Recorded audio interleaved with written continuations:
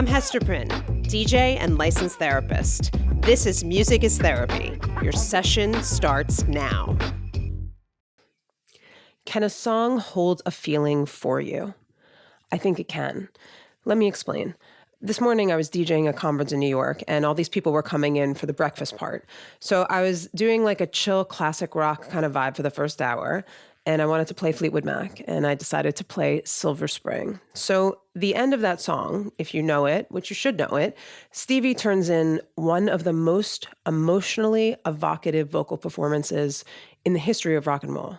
Email me if you want to debate this. So I played the song, and I could see people walking around at breakfast who were connected to it. Like I could see them come alive, like in the face, like in the chest, in the body. And this is because people who've been wronged in love, they deeply connect to the feeling in this song, like they're living it in this very moment. Here's the science.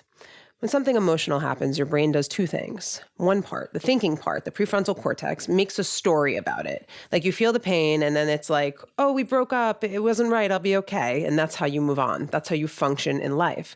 But the actual emotion, like the sadness, the longing, the hurt, it doesn't live in that part of the brain. It lives deeper in the back, the older part of the brain and in your body. And if you don't actually grieve the pain, which none of us fucking want to do, it doesn't just disappear. Most of us explain it away, make a story about it, and then keep going. And then maybe we make the same mistake again, or we get sick, or we do destructive behaviors, whatever it is. At some point, you have to go back and feel the pain. You have to grieve it. And you can't do that by thinking about it. But music does this for you. It bypasses the thinking part of your brain and goes right to the back, to the emotional part. And that's why when you hear a song that matches something you've been through, you're not analyzing it, you're feeling it. When you hear Stevie Nicks sing that line, I'm going to do it, you'll never get away from the sound of the woman that loves you. I mean, listen, your body just knows what that feeling is. And it matches it, and so it activates you. Like maybe you cry, maybe you feel the anger and the indignation just like Stevie felt. So when I say a song can hold a feeling for you, what I mean is the song is doing the emotional access part that you skipped. It's giving you a way to feel something without having to sit there and think your way into it. It's like a shortcut. It holds the feeling for you. If you are new here, welcome. I'm so happy you're here, and you got to hear me sing too. This is what this show is about. I'm a DJ and I'm a licensed therapist. I love reminding people that I'm licensed. And I use music to help people actually feel things and change. And welcome especially to everyone to the month of May, which is Mental Health Awareness Month. This month's playlist is built around this idea, songs that hold something. Anger, grief, loneliness, not belonging. I want you to find yours. I want you to find a song on the playlist. It's linked in the show notes. And you can even email me actually at musicisTherapypod@gmail.com and tell me what you're dealing with, and I'll find you a song. I'll pick out a song specifically for you. I'm also doing a free live workshop on Zoom on Sunday, May 17th at 1 p.m. Eastern, where I'll teach one piece of the music connection therapy method in real time. People still say Eastern, 1 p.m. EST, EDT, but stay with this episode because at the end I'll give you another way to actually do this on your own. All of the links are in the show notes. Now, very, very, very excited because my guest today is one of the reasons that I actually do the work I do. Vienna Pharaon, also known as the Mindful MFT, is a licensed therapist. She has over 700,000 followers on Instagram, including me. I've been following her for over a decade. And her book, The Origins of You, is about this idea. Early on, something happens and you make a decision about yourself. And then you spend your life reacting to that moment, even if you don't remember it. This is one of the best self-help books I've ever read, and I don't say that lightly. Everyone should read this book. It's amazing. And she's one of the people also who showed me that you could be a clinician and still have a voice in the world. Go be a DJ, be on Instagram. The Esther Perel of our generation, honestly. Okay, my conversation with Vienna starts now.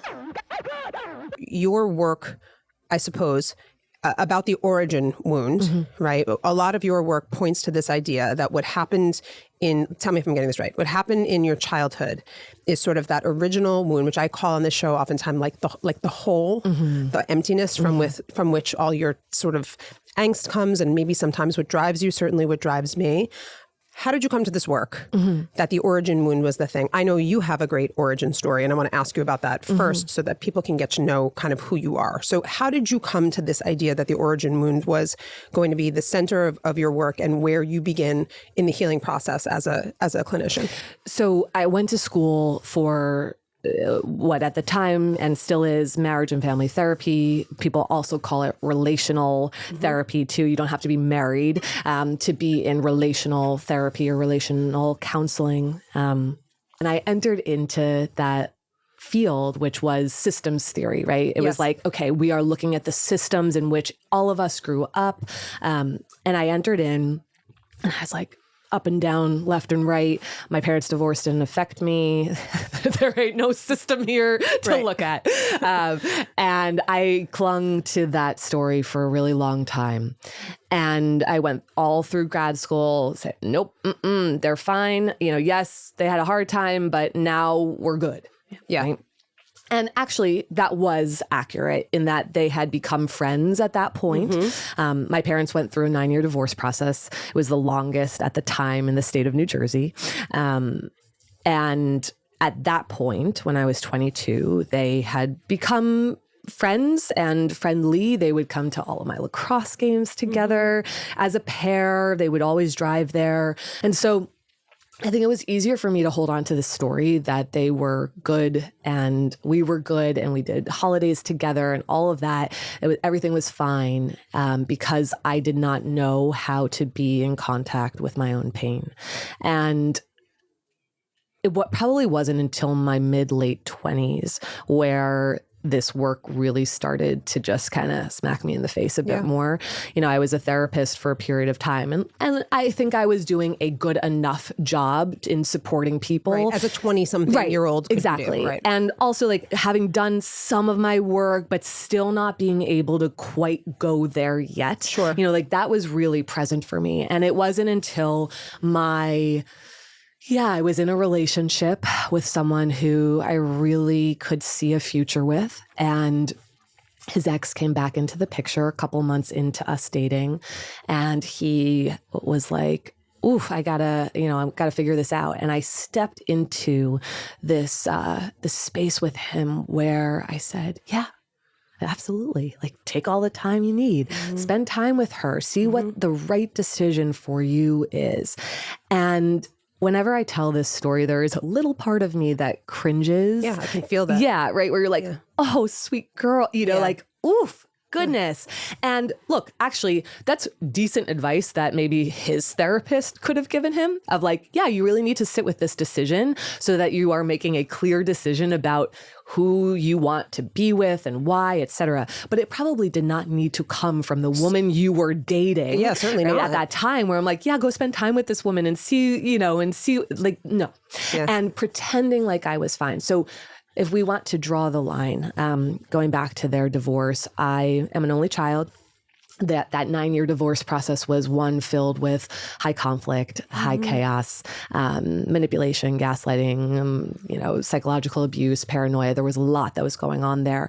And whether it is true or not, from my perspective as a little human watching these two kind of crash and burn, was that there wasn't much room for me to not be okay because the two adults around me were clearly not okay. And I really thought that adding my not okay to the picture would somehow drown the two of them out. Right. If they were sitting here, they might challenge that and say, no chance. We absolutely could have heard what was going on for you, but it doesn't really matter. Right. And I think that that's important for us, like for anybody listening too, is that sort of the truth of that is less important than my internalized experience and the story that I'm telling myself as a 5, 6, 7-year-old little girl navigating this space. And so what I was telling myself was, okay, to help the system, I need to be okay. I need to be fine. And then we fast forward back to this story that I'm telling you about this guy that I was dating. It kind of clicked in that the role that I had stepped into in this moment of rupture, this moment of hardship with the guy I was dating, was the same role that I had stepped into as a kiddo. And I remember just having this kind of aha moment, as people describe it, of, whoa, there it is. Like, I am doing the same thing that I did decades earlier. I did not have capacity or tolerance to be with my own emotion because I had never learned how to be with my own emotion. I had always been pushing my emotion away, pushing my pain away because I did not know how to sit next to it and touch it, be with it, grieve it, feel it, whatever it is. And so I'd gone my whole life disconnected, with a mask of I'm cool and I'm fine and I'm unbothered. But I had gone through my entire life pretending like I was unaffected by things because I didn't know how to touch the pain. Yes. It was I think it was really the first time where I intentionally touched the pain. How did you get that? How did you make space for it finally? So right after I had this conversation, I call the guy that I'm dating and I say, hey, I am going to step out of this. I will be very clear that this was not a mic drop moment. This wasn't a moment of like, wow, I felt so empowered and like, wow, you showed him. This was a moment where I then was on the bathroom floor crying for a long time. And let me be really honest, there were plenty of times where I thought like, maybe he'll come back around. Yeah, of course, and waiting right? the drama of it. What woke you up? I'm sure you and many of your listeners have heard of inner child work. Yeah. You know, when we go through hard moments as children, there's a part of us that fractures. And there's something really important about getting a chance to revisit with this younger part of ourselves that has learned to adapt in some way based on the rupture, right? If it's significant enough for us, which is why I got into this work around wounding, and why I call it wounding as opposed to necessarily only calling it trauma. Yes. Right? Because I think a lot of people check out of the conversation when they hear that word because they think, I don't have it so bad. Right. Or Does everyone have a wound? Everyone has a wound? Yes. Everyone in therapy or every person? Like if someone's listening and they're like, I don't know, my husband thinks he doesn't have a wound, I'm sure. He'll listen to this and then we'll see. And do you think he has a wound? I do, but I think that the wound is more like, you know, I think the wound is probably like a positive, like too much love over, you know, over caring by the parents where he has to like push everyone away. You know, he came on my show and we talked about that. I'm like, I needed more. And he's like, ugh. Yes. I don't want to go into the baby. I don't want to do the inner child work with you. Right. So yes, I would describe that as a wound. Which wound does he have? Let's see. I want to bring up all my friends and ask you which wounds they have. I want to bring up every one of my favorite musicians. Right. That's right. Go on. Okay. So which wound does he have? So in the book, The Origins of You, I talk about 5 origin wounds, which are worthiness, belonging, prioritization, trust, and safety. Okay. And what we're looking at is the first time that there's a rupture in which you question your sense of worth or value in the world, your sense of belonging, your sense of being important to the most important people in your life chronically, right? Where trust is disrupted or where safety is disrupted. You know, I've worked with people for a long time now. I mentioned it before, almost 20 years. It's like over 25,000 hours of direct clinical work with individuals, couples, and families.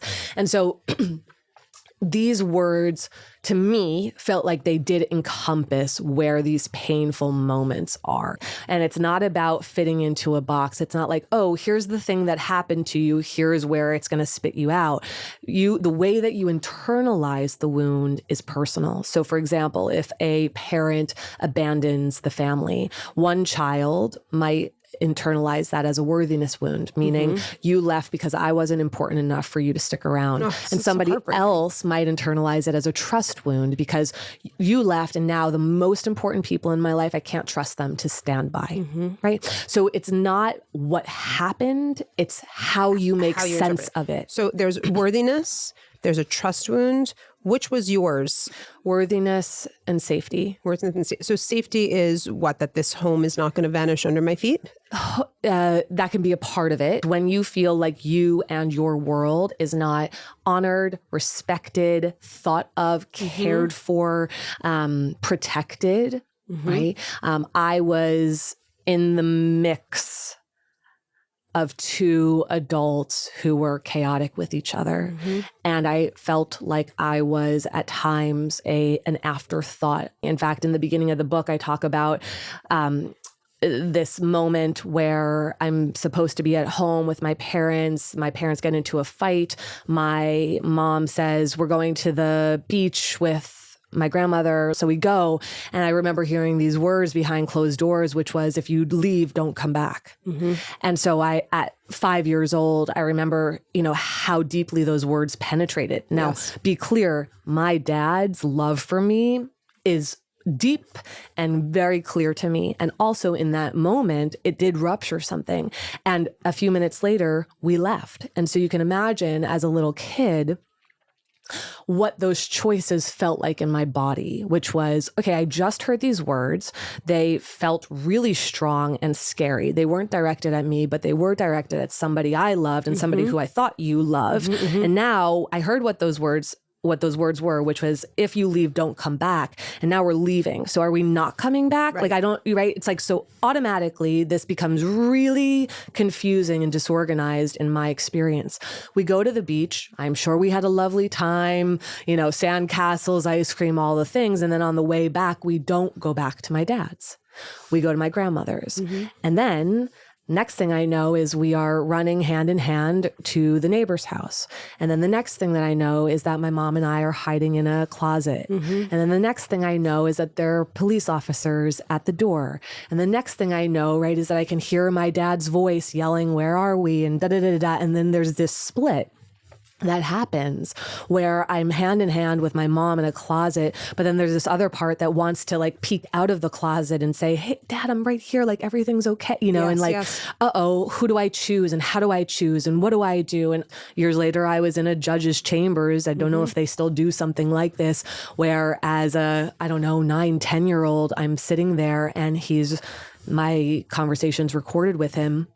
And he's asking me questions like, whose home do you like being in more and why? And he's told me this recording is going to go to your parents. And so at 9, 10 years old, I am crafting responses in such a way to not hurt or injure anybody's emotions or feelings at that point. And you can see a direct line, not a dotted line, to now your boyfriend choosing. I have to disclose to you that it's almost like, it's really hard for me to hear this because, which I did not really expect, my origin story of being a human, it is so similar to yours in the details of, I left to meet my mom and we never went back, and the police at the door, and so many of these things that I don't ever talk about, that I've never shared, certainly not on this show or Sirius XM or anywhere. And this picture of me, like DJ Hester Prynne,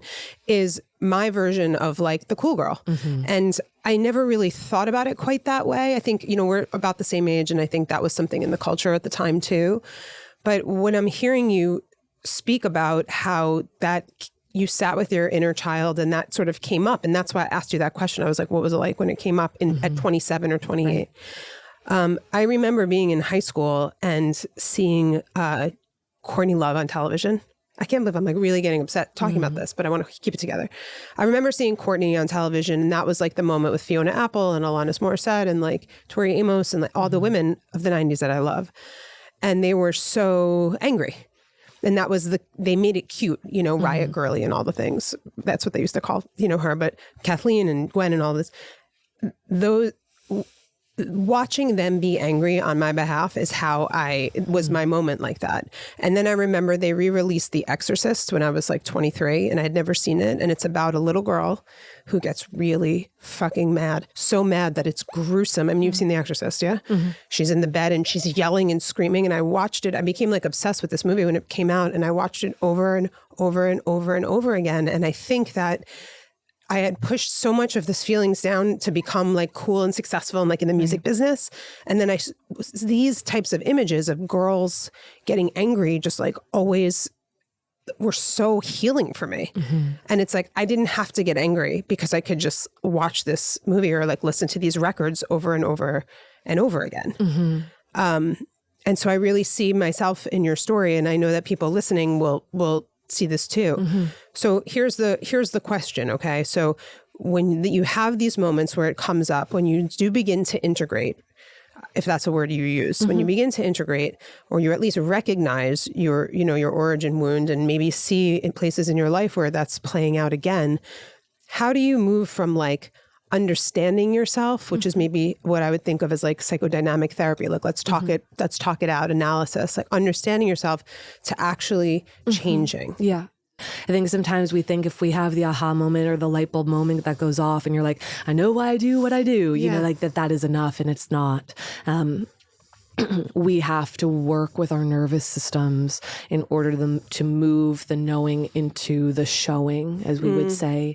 And part of that is that, you know, we can sit here and I can say, oh well, my husband is safe. And so no reason to ever get activated or ever, you know, feel X, Y, and Z because I know that this is a good person. Doesn't matter.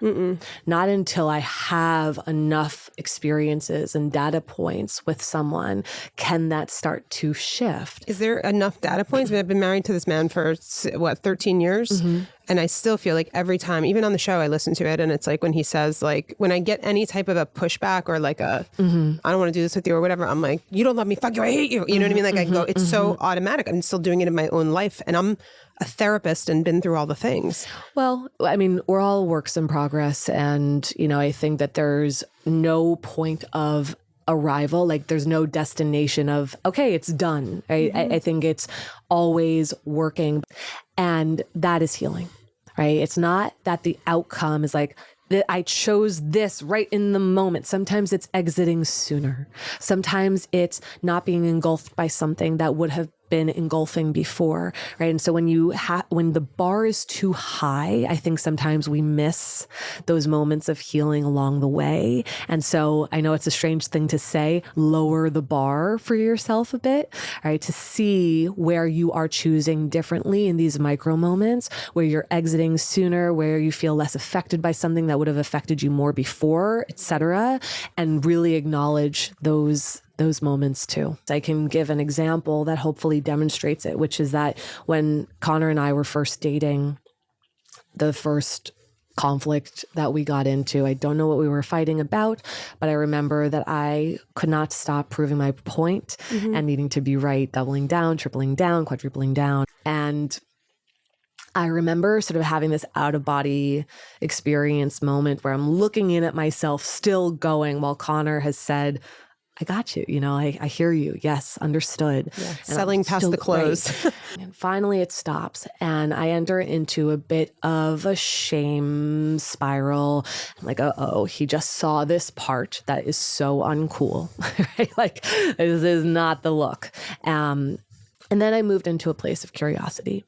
Like, okay, what is the function of this behavior? When you think about a behavior that you engage that you don't like, that maybe you judge or you feel ashamed of, right? It's like, what is the function of this behavior? In other words, in what ways is this behavior trying to protect me from something?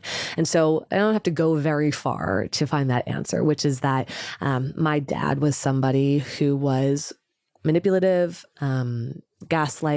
gaslit my mom a lot. It wasn't so much directed at me, mostly towards her, but I was observing it constantly. And what I saw in that dynamic was in his masterful ability to be right, is where he held control and power. It's where things were safe. Our nervous system is constantly scanning every single moment, deciding whether things are safe, life-threatening, or dangerous, right? And something set it off that said, no. Now, fast forward, we've been together for about 10 years now. And when we have hard moments, as I said before, sort of that, is he going to want to be with me? When we have hard moments, there is no part of me that does not believe that we will get through it and come out the other side okay. And I know that to be true because we have logged enough hard moments and enough data points that tells me that that is true about our dynamic. Okay, so you have the evidence. And so now what happens? So when you're triggered, are you still triggered? You still get triggered? Oh, sure. We both do. And I would say, look, I think the frequency of it is less. Okay. Okay. And I think what we do in loving relationship is that maybe you've heard this before, like I lend my nervous system to you, right? It's like, here's co-regulation, right? Yeah, right? yeah. Is like, okay, I'm okay. You're not doing so well over there. Yes. How can I help support you? So when you feel yourself flooding, when you feel yourself being irrational, Yes. like whatever. So what are you supposed to do? What I talk about in the book is a process called the origin healing practice. We must go to a place of regulation when we can, right? When we're dysregulated. And I love this reframe that dysregulation is just active self-protection. Isn't that beautiful? Yes, I right? love Because I think dysregulation has such a negative connotation to it, right? That you're like, oh, you're dysregulated. You need to become regulated as quickly as possible. Totally. And it's like, well, actually, you're in active self-protection. And so we don't need to rush you out of self-protection. We will gradually move you to a place where you get to return to relational care. I love that. It's like your armor, you put your armor on to protect yourself. Yes. You're not, And like, you're guess not what? hysterical. We're not going to take that armor off Right, when of you're not course. ready, because that's going to feel way too vulnerable. So things that we can do, one, we have to become aware that we're in active self-protection. Okay. Right? It's like, okay, I am alerted to this. I know my heart is beating out of my chest. My palms are sweating. I want to rage, whatever it looks like for you. But it's coming back into a place of regulation, which is maybe listening to music that grounds you, maybe moving your body, getting out into nature, doing a visualization, breath work, etc. Right? Whatever it is that works for you, bilateral swaying. There's So lots it's of always things. physical, like somatic. Like when you notice that you're in the red zone, you're like, I'm going to go walk outside and listen to this Lady Gaga song and like collect myself. Yeah. You're going to do the thing that works for you. For some people, it might not be music. I mean, I know that we like to promote music on this show, of course, but for some I'm people, like, Vienna, what do you mean? What do you mean? Pivot back, girl, pivot back. Right? But it's like, okay, what really works for you? Is it moving your body and going for a walk? Is it listening to the birds chirping outside? Is it swaying back and forth from left to right? I think honestly what you said is that's the most helpful and the most applicable for all of us, myself and everyone listening, right? Is that to recognize that you are in your armor. Yes. Because once you recognize it, it's like, it's funny, it's disarming. Once you recognize it, it's like you can say, this is not, this narrative, you fighting him to be right or whatever it was. And he was like, you're right, I got it. Like, you know, was really you just holding the shield in front, having the armor. And so if you recognize you're in the armor, you don't have to take the content seriously anymore. Right. You don't have to negotiate about the thing that you think you're fighting or that you're debating or whatever is the content of the fight or the argument or the moment. Yes. This is a lesson that I need to learn, because I'll get upset about something and I will, you know, feel it in back here in the lizard brain, and I'll put the prefrontal cortex will put a story to it. And I'll be like, why am I feeling upset? And I'll be like, it's because we were supposed to go to that party and then you left without me, or, you know, and I like this reframe that like, I'm in my armor. Yeah. I feel unsafe. I'm being triggered. And we're also not in our adult self either. Yes. Right. So when we're in active self-protection, we're also not, I'm not 40-year-old Vienna in this moment. Right. This is not advice. Do not ask your partner this, but I'm going to ask it here for all of us, which is, how old do I feel in this moment right now? Yes. Okay. So no, you're not going to ask your partner when they are upset, how old do you feel? Oh my God. Imagine. That's a real good way to cause a little more distance. Yeah. But at some point, that reflection, right? A lot of times I will feel like I am a teenager. Yeah. Especially when okay, I got to go to battle with my dad, or I got to go to, right? It's like, okay, I can feel that the adult has left. The adult isn't in the room anymore. I say that so lovingly with so much care, but I think when we realize, active self-protection is here, armor is on, the adult has left. Okay. I need to go get the adult at some point before we re-engage. Now, however long that takes, 20 minutes, 2 hours, 20 hours, I don't care, right? But I need to go get the adult me back. Now, that's not to put adults on some hierarchical position because I think there's a lot of adults who don't do a lot of adulting that well. But it is, at least for ourselves, I want to get my grounded, wise adult back in the room so that you and I can have a very different conversation than the one that we had before. I love it. Here's a question. How do you know, what can you ask yourself to know who's driving? How do I know when the adult is back? Well, you'll know based on sensation if you start to pay attention to your body. There will be signs that your body gives you when the adult is gone. Like what? Well, here. So if we were to, okay, let's do it. Let's do it. You want to close your eyes for a moment? I'm like anxious attachment. Just kidding. Yes. Okay. I'm closing my eyes. I'll close my eyes with you. Okay. So let's do a visualization. I want you, let's do a breath first, actually. So why don't you breathe in through your nose? Can everyone do this at home too? Yeah, if they're not driving. And out. And in. And out. And then just stay with your normal breath. And I want you to visualize one of your favorite places in the world. Just pick one. You might have a few. And I really want you to try to transport yourself there. Maybe you feel the sand beneath your toes, the sunshine on your face. Maybe you feel the wind on your skin. Maybe you hear the waves crashing or the birds chirping.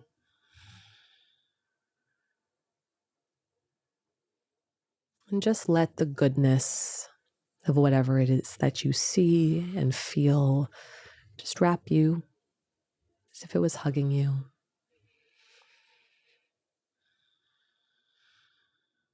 Really just let yourself be in the joy of what this place holds for you. The peacefulness, the safety, the pleasure.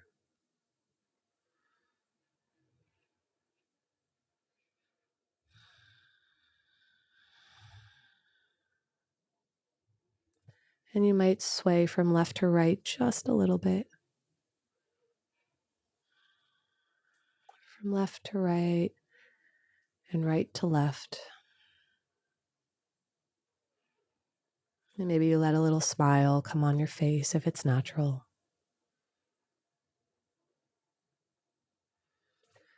And just stay here for one more breath.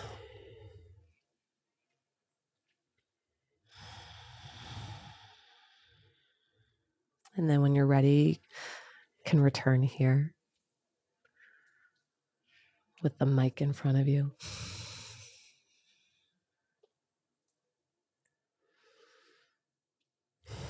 And you can tell me and us what you notice in your body first. I just feel really like relaxed and happy. Mm-hmm. That's a really nice feeling that you can conjure that. Mm-hmm. Your adult self is here. You don't need to protect from anything in this moment, right? Now, where do you struggle the most? We don't have to go deep into it, but what causes you the most kind of stress or irritation or activation? In my life? Yeah. I think feeling like I'm where I should be, like whether I belong, but I don't mean with people. I mean, if I'm like doing well enough, if I'm like successful, just if I'm in the right place, doing the right thing that I'm meant for. Mm-hmm. And what would be an example of not doing that? Something tolerable. Like when I'm doing a lot of like computer work at home, I'm like, God, I should be out. I should be traveling. I should be talking to people in person, you know? Yeah. Okay. So we're going to do something tolerable, but something that's going to agitate you a little bit. Okay. Which is you don't have to close your eyes for this, but you're on your computer. Yeah. And you've got your spreadsheets out or you're sending emails and another email just came in and you're having to like make sure that so-and-so and so-and-so is connected and okay, another email and okay, these numbers aren't adding up and okay, what's happening over there? And just notice what happened in your body. Yeah, it feels gross. I'm like, ugh, ugh. You know, like in the chest. It feels just gross in my shoulders and like, it just feels bad. Yeah. Tightness, whatever. Yes. Like maybe you're sweating a little bit more. Absolutely. Right. Like Totally. just you notice like slight shifts in the physiology, right, of your body. So that's a real, like, in its most basic form that we can do here together. Those are pretty good ways to be like, oh, when my body does this versus when my body does that, I know what state I am in, right? So when my husband will not mind me sharing this, there is a twitch that happens in his nose when he is dysregulated. The moment I see that twitch, and we're not in it together, right? When I'm regulated, but I see the twitch happen, right? I'm like, okay, I will never have the conversation with you when I see it. I'm not going there. I'm not even going to entertain it because I know where it's headed, right? So there's like a tiny little thing that I see in him, right? Now we can stay in our own lanes, which is what do I need to notice within myself, right? But I know we are making zero progress when the twitch has entered the chat. Right. And so I'm not going to engage with you. I'm going to say, I love you. We can return to this conversation. I'm not going to have it with you right now. Right. So what you just taught me is how to recognize when I feel like, quote, the adult and when I feel dysregulated. And you did that just by sharing an image. You didn't even share the first image. You you prompted me. And so when people think they're doing the work, whatever it is, people take the quiz on your website, which I did. Everyone's going to read the book. We're going to put it in the show notes. There's the worksheets, and it's an active book. There's actionable strategies. That's why I wanted to have you on. You're not just like a celebrity. You're an actionable strategy master. Does it all, if they're doing the work, they think they're doing the work and they're not seeing the change, is it because they're missing the somatic piece and it's so hard to do this part living here in America on your own? Yeah, something is missing. And yes, I would say that probably the arrows are going to point back to some type of somatic work around it. Part of the origin healing practice is about witnessing these younger parts of ourselves that came face to face with these painful moments that set a worthiness wound in motion or a safety wound in motion, bearing witness to them, and then allowing for grief to present. I often say, when stuck, grieve more. Maybe you've seen that quote before. I've seen that quote everywhere. Yeah. When stuck, grieve more.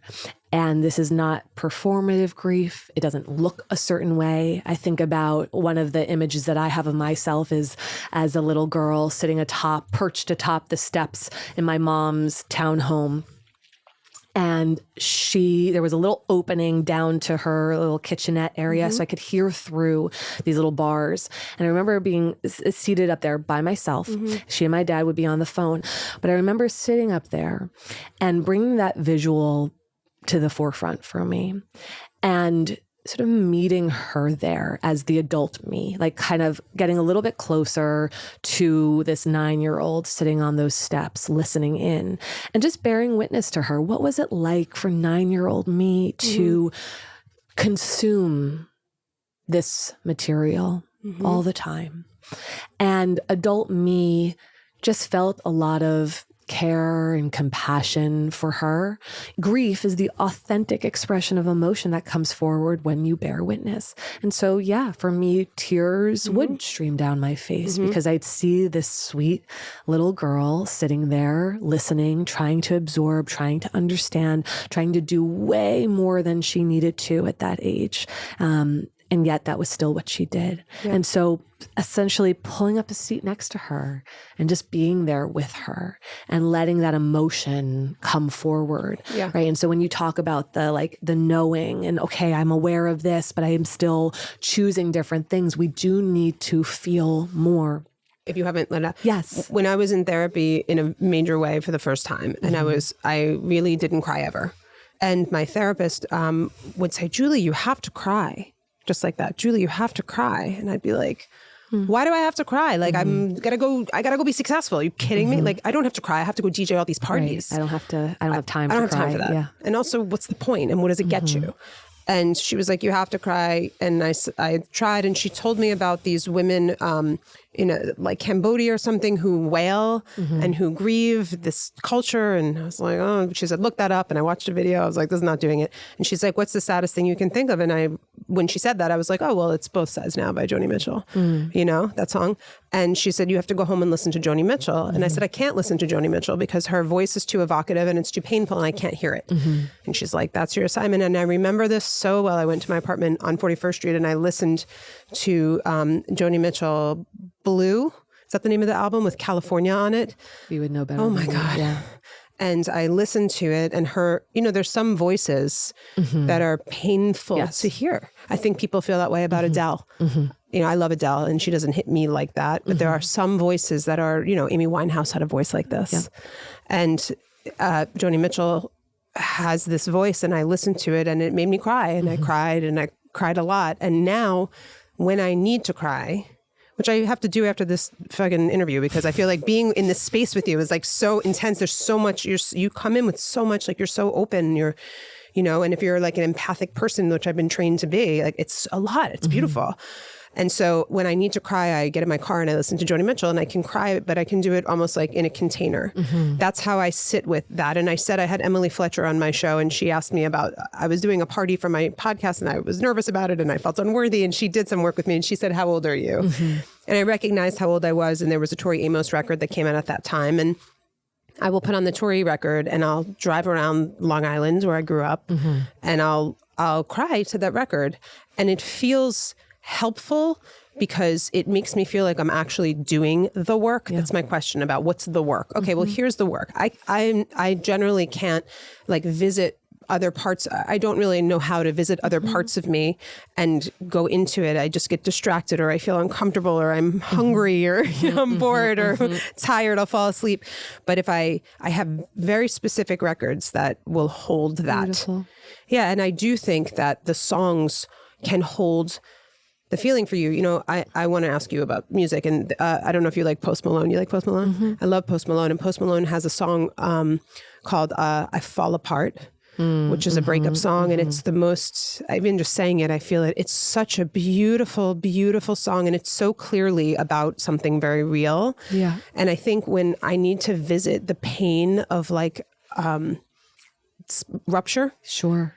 I will listen to I Fall Apart, and it's like, it guides me. It's like checking the box of the feeling that I can identify, but I can't quite get to. I'm saying I'm working this out live because for people who are listening, who, you know, we all want to be better. We all want to heal. Not everyone can go to therapy. Not everyone has access. But this idea, if you could take the quiz on your website, which we'll link to, and you can identify what your origin wound is. And I think probably people have an idea of what the bad things that happen to them are. Sure. And you can maybe put some words to it. And I use AI sometimes to help, you know, put some words in, this is my origin wound. What are some words to this? And email me at musicistherapypod@gmail.com. I'll give you some songs. But if you can put some words to it, and then you had a library of songs that this one holds the abandonment, this one holds the fear, this one holds the lonely only child. I have an only child. This one holds the teenage girl feeling rejected. This one holds I'm stuck in the suburbs and my parents like don't pay attention to me, and like when will I ever get out and be where I'm supposed to be, which is my story. I think it's so powerful. I think it's no one's doing it. That's what I'm trying to build and help people with. That's beautiful. People's stories and the stories that singers and artists share when their lyrics are about something, but whether it's even about something that's happening in their lives, or it's just the ache where they're covering somebody else's song, but you can feel like, oh, you lived something, right? Yes, I love this point. And it's I've never heard anyone say this. By the way, I was on live music radio for years, and no one has ever said this. What you just said is that when artists cover another artist's song, it's you are bearing witness to them seeing themselves. I think about when Johnny Cash covered Hurt, you know, the on that covers album, and and it felt like it was his, you know, or one, you know, the U2 song, right? One, that's what I'm talking about. Yeah. I've never heard anyone say it this way, and it's so amazing. It so ties into like you and your work and what you bring, that you sort of made that connection, because that's really what it is. And that's what we do as listeners, right? We hear ourselves inside the song, and it pulls the emotion. It does the lifting for us. Right. What a tool. Right. Because sometimes it can be hard. I mean, this concept of go home and cry, and you're like, I don't like really know how to do that. Movement with music also opened some stuff up for me. What songs? What can you tell us? Well, I was actually thinking more about, there's a workout class in the city, The Class. Maybe you're familiar with it. I don't know what specific songs were playing at that time, but being like, whoa, right? Like something is happening here, or going for a run, listening to music, right? Like, but movement for me is a big access.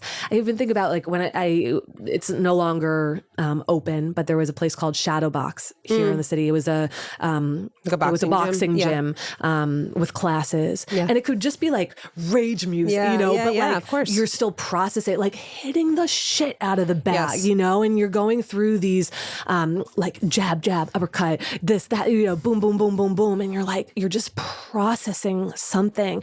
I saw Lady Gaga last week with my kid, and I love her deeply. And she inspires a lot of my work. And she sang the song Edge of Glory. Do you know this song? Yeah. And she sang it at the end of on the piano a cappella. And we had amazing seats right at the end. And all of these, they're beautiful. And this drag queen, beautiful young drag queen, was here right in front of her, and she sang really to her, which was amazing to watch. But I was there, and she sings, I'm on the edge of glory. And like the idea that, you know, I shared with you, like my feeling always of like, am I going to get there? Am I going to belong? I don't even know what it means, but that's the story in my head.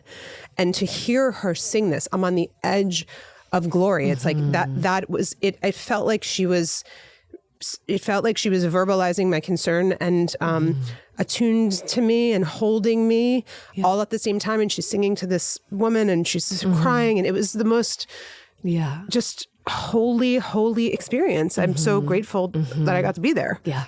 How do you sit with grief like this? How do you sit in people's, you know, in your work, you're bringing out these things and helping people. I suppose you're sitting next to them while you have them sit with their wounded child. Where does this come from, that you could do this? Yeah. I mean, I think I have great capacity to sit with others, and especially now that I know how to sit with myself. I look, at the risk of sounding like cliche, or I don't know, I think sometimes you are born with something. Yeah. And I think I do have a skill set that, sure, maybe I've like worked on it to some degree, but I also think I just happen to have a capacity for this, and and that just lives within me. I don't actually burn out.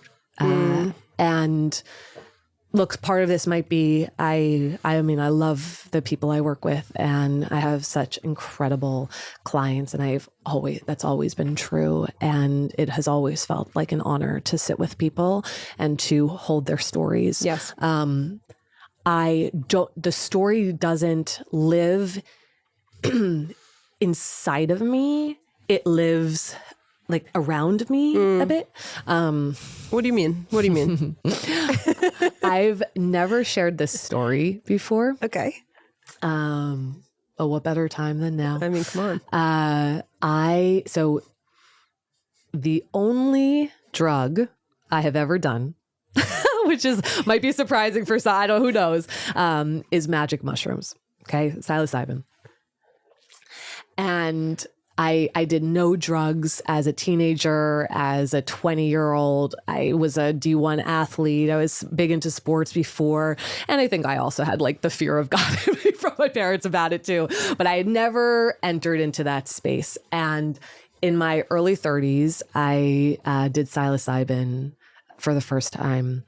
And the first time I did it, I was in Vancouver with my husband.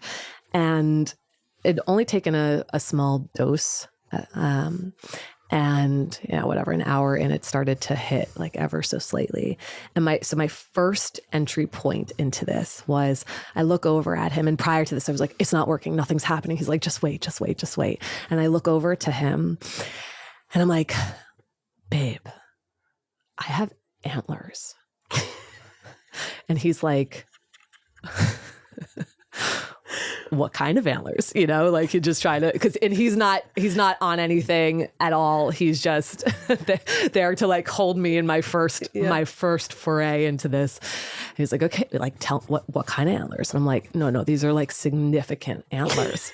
And I'm like touching them and I can feel them. And I'm holding my hands above my head. And I'm like, whoa, babe, like these are huge. I was like, oh my gosh. This all makes sense. This is where I hold everybody's stories.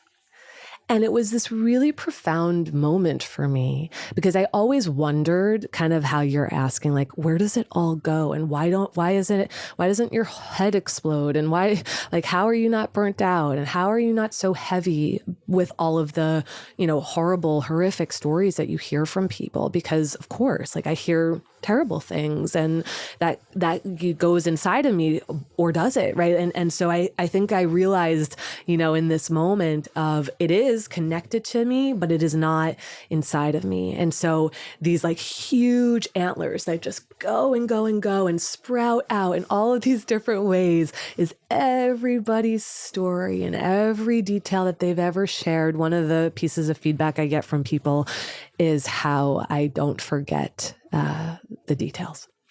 And not that those details of like 10 years ago when you went to this specific pizzeria in Brooklyn where you had that conversation is that important, but I remember it. And it means something to people that these details that could so easily be forgotten by your therapist are ones that are not forgotten by me. But where does it go and where does it live? And so anyway, for whatever it's worth, I have antlers. That's where it lives. That's the most amazing story. As you see, I did not make a sound while you were telling that story because I'll be editing the shit out of it. That was really beautiful. I'm no stranger to a magic mushroom, but I haven't heard anyone say that, I think, since 1995. Magic mushrooms, psilocybin. I'm not really a huge magic mushroom person, but I am a very big supportive of like MDMA because I love the dance floor. And, I do this sitting but in a, different type of environment and through pop records. I'm so glad to meet you because just to wrap this up, right? I'm so glad to meet you because I remember having my daughter and sitting in my bathroom on 41st Street and like scrolling through the phone, like when Instagram was like, not so new, but like newer, and seeing your account and being like exactly what you said when you started this. Oh, you can be a therapist, you can be a clinician, and you can still want to be somebody and be recognized and make money and build a brand and all of these things. And it really inspired me, truthfully, very deeply. You and Esther Perel and you have the same licensure. We all have the same licensure, and that's huge. You're like one of the first, people, these postmodern therapists where we know you and we know your husband and we know your life and we see what you look like. Right. Yeah. And so you really like gave me permission to do that because there was no way I could have done it any other way. There was no way for me to go away. Right. I'd already had too much out in public. Is there anything you'd like to ask me, Vienna? I need a way to wrap this up and I don't have one. So I'm like, just keep it loose. I do have a fun fact. Oh, I love that. So I feel like I came prepared to share that with your audience, which is that I played the violin at Whitney Houston's wedding. Shut the front door. Isn't that good? That's a good fun fact. First of all, I literally cannot believe that you've waited till the end of the interview. Yeah, it had to leave something special for the end. A client of mine who it took her 10 years to leave a marriage was frustrated with herself because in one session she said, I knew I should have left 6 weeks ago. And I looked at her and I smiled. And she said, what are you smiling about? And we had that type of relationship. Yeah. And I said, because you're frustrated with yourself for something that took you 6 weeks when the last time it took you 10 years. That's awesome. That's beautiful. All right, Vienna, thank you. Thank you for being here. Yeah, thanks for having me. So here's what I want you to take from this. You don't have to figure your whole life out. You don't have to go back and unpack every single thing that ever happened to you. But you do have to feel something, at least a little. And if sitting in a room trying to process your emotions feels impossible, well, that is really good because that's not how most people actually get there. Find the song, the one that feels a little too accurate, the one that like hits something in your chest that's emotionally evocative. And instead of turning it off, just stay. You don't need to understand it. You don't need to explain it. Just let your body do what it's going to do. That's the work, right? People talk about doing the work. That's it. And if you want help with this, I've got you. The playlist is up, Songs That Hold the Feeling for You. The workshop is Sunday, May 17th at 1 p.m. EST, and if 1 p.m. Eastern, whatever. And if you want something more specific, just email me, musicisTherapypod@gmail.com. Tell me what you're dealing with, and I will send you a song. If this episode helped you, share it with someone who needs it. And if you're listening on Apple Podcasts or Spotify, rate the show, leave a review. It actually matters.